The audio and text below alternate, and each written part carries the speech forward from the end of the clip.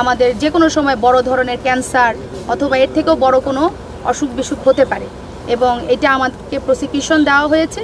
সেইভাবেই আমরা এতক্ষণ ধরে এভিডেন্সগুলো যথার্থতা যাচাই বাছাই করে সাক্ষী টাক্ষী নিয়ে সব কিছু বিবেচনা করে মোবাইল কোর্টটি এখন সম্পূর্ণ করলাম। মোবাইল কোর্টে কি রায় হলো? আচ্ছা, মোবাইল কোর্টে আজকে আমরা আসলে দুইজন আসামিকে আমরা পেয়েছি। একজন আসামি যিনি বহন করে নিয়ে যাচ্ছিলেন, যেটা হচ্ছে খাদ্য নয়, অপখাদ্য বা অপদ্রব্য খাদ্য, সেটার জন্য তাকে একটা শাস্তি দেওয়া হয়েছে। আর এখানে যিনি হচ্ছেন এই 2-4টা পুকুরে মাছ চাষ করছেন, তাকে একটা শাস্তি দেওয়া হয়েছে। একজনকে দেওয়া হয়েছে 2 বছরে বিনাশ্রম কারাদণ্ড ও 5 লক্ষ টাকা জরিমানা, অনাদায়ে 3 মাসের জেল। আরেকজনকে দেওয়া হয়েছে 2 লক্ষ টাকা জরিমানা, অনাদায়ে 6 মাসের জেল।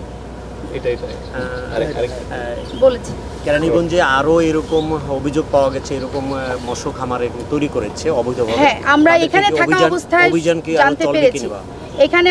এখানে অবস্থায় আমাদের বিভিন্ন এখানে যারা আছেন, উপস্থিত আছেন, যারা জনগণ, উৎসুক জনগণ ছিলেন এবং যারা এখানে আসছেন, তারা সবাই অনেকেই বলেছে কয়েকটা আরও স্পট আছে যেখানে এই ধরনের মাছ চাষ হচ্ছে।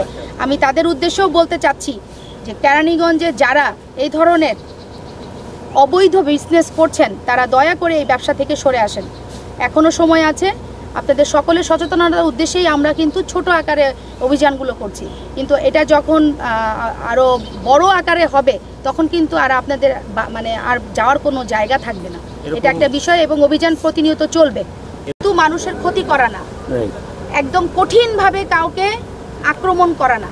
মোবাইল কোর্টের উদ্দেশ্য হচ্ছে সচেতনতা বৃদ্ধি, প্লাস মানুষ যাতে এই অপরাধগুলো আর বারবার না করে, এবং তাদেরকে প্রচার করা যে ভাই তুমি এরকম অপরাধ করলে এরকম ছোট ছোট শাস্তি তোমার জন্য কিন্তু অপেক্ষা করছে।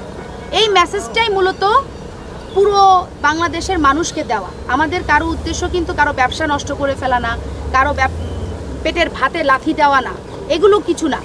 আচ্ছা, আপনারা হয়তো মনে করতে পারেন যে আপনাদের কাছে মনে হচ্ছে বিশাল অপরাধ, কিন্তু কেন এত কম শাস্তি দিচ্ছি, তাই না?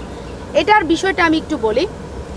ওনার যে বিহেভটা ছিল একদম সকাল থেকে এখন পর্যন্ত যতক্ষণ আমরা, উনি যথেষ্ট কোর্টকে সম্মান দিয়েছে, যেই বিহেভটা আমরা অনেক সময় পাই না, প্রথমত।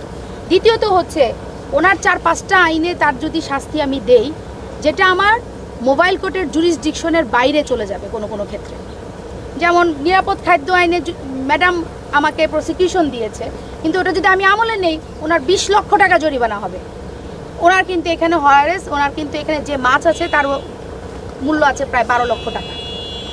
তো একটা মানুষ অলরেডি কিন্তু অনেকগুলো টাকা ইনভেস্ট করেছে, সে ব্যবসা করছে, তার ব্যবসাটাকে আমরা তো একেবারে ডিস্ট্রয় করে দেওয়া আমাদের উদ্দেশ্য না।